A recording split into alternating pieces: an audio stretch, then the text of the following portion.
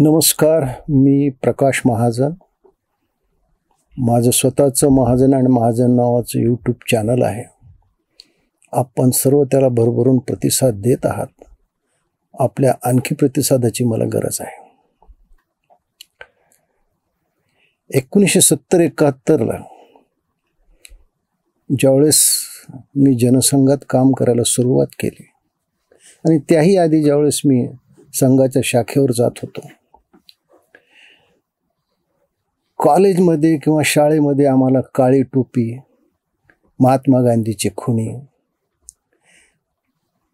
भटजी शेटजीचा पक्ष असं म्हणून जे लोक हिनवत होते, ज्या लोकांनी आणीबाणीच्या काळात आमच्या घरावर पोलिसांच्या धाडी घातल्या, आम्हाला जेलमध्ये पाठवलं,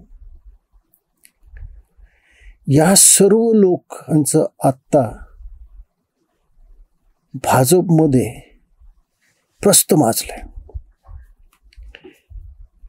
भाजपमध्ये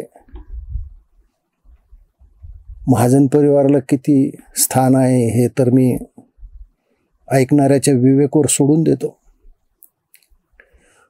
पण भारतीय जनता पक्षामध्ये जे भ्रष्टाचारी आहेत, ते अत्याचारी आहेत, जे दुराचारी आहेत, जे सत्तेसाठी कोलांट्या उड्या मारतात, अशाच लोकांचा बोलबाला आहे. आज माननीय मुख्यमंत्री, माननीय प्रदेशाध्यक्ष, माननीय बावनकुळे साहेब यांच्या अवतीभोवती कोण लोक आहेत तुम्ही पहा, तुम्हाला लक्षात येईल. अगदी माधव भंडारी, अतुल भातखळकर, केशव उपाध्ये, अवधूत वाघसारखे अभ्यासू तळमळीचे प्रवक्ते नाहीत, आता पेड प्रवक्ते आलेत, पगारी प्रवक्ते आलेत. म्हणून त्यांच्या बोलण्यात एक बेफिक्री, एक उद्दांडपणा, एक उद्दामपणा दिसून येतो. आणि मग मूळ कार्यकर्ता कुठं आहे शोधणं येतात, म्हणजे ज्याला काय बहिरगोल भिंगातूनच मूळ भाजप कार्यकर्ता कोण आहे शोधावं लागतं.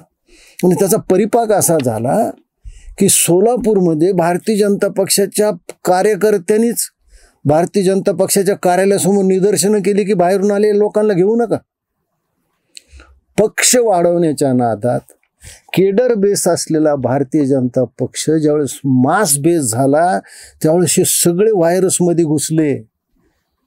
ज्याच्या नावाने गाडीभर पुरावे घेऊन गेले, त्याच्याच हातात राज्याच्या तिजोरीच्या चाव्या द्याव्या लागल्या सत्तेसाठी. आणि आज महायुतीत चाललं काय? महायुतीत आपसात यादी माजली आहे. तुम्ही पहा पुण्यामध्ये काय चाललंय. पुण्यामध्ये शनिवार वाड्यासमोर महायुतीतल्या 2 जावा एकमेकाच्या समोर उभा राहिल्या. आमच्या रुपालीताई ठोंबरे आणि मेधाताई कुलकर्णी. तशा ह्या दोघी आपल्या पक्षावर कायम नाराजच असतात. 2019ला मेधाताई पुढचं, त्या सवाष्णीबाई पुढचं भरलेलं ताट चंद्रकांत दादांनी ओढून घेतलं आणि स्वतः पोटभर जेवले. त्यांचं तिकीट कापलं. नाराज झालेल्या मेधाताई काय काय बोलत होत्या. चंद्रशेखर बावनकुळे ज्यावेळेस प्रदेशाध्यक्ष झाले आणि माहेरची साडी म्हणून त्यांना ज्यावेळेस राज्यसभा देण्यात आली, त्यावेळेस त्या थोड्या शांत झाल्या. पुढे त्यांचं काय? तसंच आमच्या रुपालीताईच आहे. त्यांचा हक्क होता, त्या योग्य होत्या. त्यांना मनसे शहराध्यक्ष केलं नाही, त्यांनी मनसे सोडली. मग आता त्या अजित पवारकडे आल्या. आता महानगरपालिकेच्या निवडणुका येणार, मग त्यांचं एकदम मुस्लिम प्रेम उफाळून आलं आणि मग त्याही शनिवार वाड्या पुढे आले. या दोघींना शनिवार वाड्याचा इतिहास किती माहिती आहे, संशोधनाचा विषय. पण या दोन्हीही जावा, म्हणजे मूळ शनिवार वाडा ज्यांनी बांधला त्यात बाजीराव त्यांची भाऊची माझी आप्पा, नानासाहेब पेशवे त्यांचे भाऊ सदाशिवराव भाऊ, थोरले माधवराव त्यांचे भाऊ नारायणराव, या दोघांच्या बायका, या 2 जावा कधी आपसात भांडल्या का नाही मला माहीत नाही. पण ह्या दोघीनं तुझा शनिवारवाडा तुझ्या बापाचा का शनिवारवाडा माझ्या बापाचा हा वाद सुरू केला. आणि त्याच पुण्यात दुसरं काय व्हायला, रवींद्र धनगेकर एकदा तीर लागला, आमदार झाले काँग्रेसमधून, नंतर काँग्रेस सोडली, एकनाथ शिंदेच्या शिवसेनेत आले. आता काय की आपल्याच महायुतीतल्या प्रमुख पक्ष भारतीय जनता पक्षाचे केंद्रीय मंत्री मुरलीधर मोहोळ, तर त्यांनी गरळ ओकायला सुरुवात केली. मग मुरलीधर मोहोळनं जैन वसतिगृहाची जागा कशी विकली, मंदिर कसं खाल्लं, गाडी कोणची वापरली, म्हणजे ह्या भांडणाला अक्षरशः लहान पोराचं भांडण म्हटलं तर वावगं होणार नाही. आणि सुरू झालं. मग ते मुरलीधर मोहोळ तेही कशाला गप्प बसतील, मग त्यांनी यांचे वस्त्रहरण करायला सुरुवात केली. मध्ये बिडकरांची एंट्री झाली. मग रवी धनगेकरनं वक्फ बोर्डाची जागा कशी मारली. म्हणजे जनतेला हे दोघंही किती चोर आहेत, हे दोघंही किती भ्रष्टाचारी आहेत हे दिसून येऊ लागलं. थोडं तुम्ही पलीकडे सरकलात तर नव्या मुंबईमध्ये गणेश नाईकांनी जाहीरच केलं, मी काय नवी मुंबई चोराच्या हातात देतो काय. गणेश नाईक, नरेश म्हस्के हा कलगीतुरा रंगला तिथं.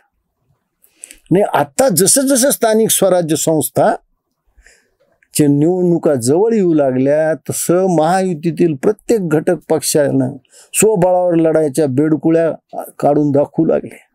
ही महायुती आहे. अजूनही शेतकऱ्यांना दिवाळी होऊन गेली, नाही मदत मिळाली, याच्याविषयी कोणीही बोलत नाही.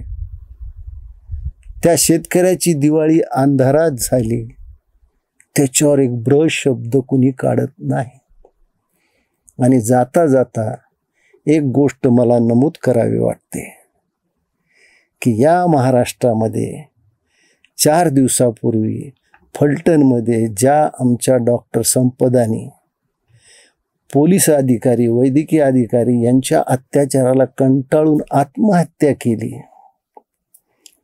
त्या ग्रामीण पोलीस स्टेशनचं उद्घाटन ज्या पोलीस स्टेशनमधला कार्यरत PSI बदने यांनी या डॉक्टर संपदावर 4 वेळा अत्याचार केला हे हातावर लिहून ठेवून त्या मुलीनं आत्महत्या केली. तो बदने फरार झाला. त्या ग्रामीण पोलीस स्टेशनच्या नव्या इमारतीचं उद्घाटन करण्याची दुर्दैवी वेळ राज्याचा गृहमंत्री आणि मुख्यमंत्री देवेंद्र फडणवीसवर यावी आणि आपल्या मुख्यमंत्र्याची लाज राखली जावी म्हणून पोलीस खात्याने फरार गोपाळ बदनेला हातापाया पडून हजर केलं. यासारखं दुर्दैव या महाराष्ट्राचं नाही. आणि त्या पलीकडे जर तुम्ही पाहत असलात तर ठाकरे बंधूंची एकी झालेली आहे आणि दिल्लीला धडक भरवायची असेल तर गल्लीपासून तयारी करून मोर्चाची तयारी त्यांनी सुरू केली आहे. ठाकरे बंधूची एकी आणि महायुतीतील बेकी यावर माझे हे विचार मी आपल्यासमोर मांडले. धन्यवाद.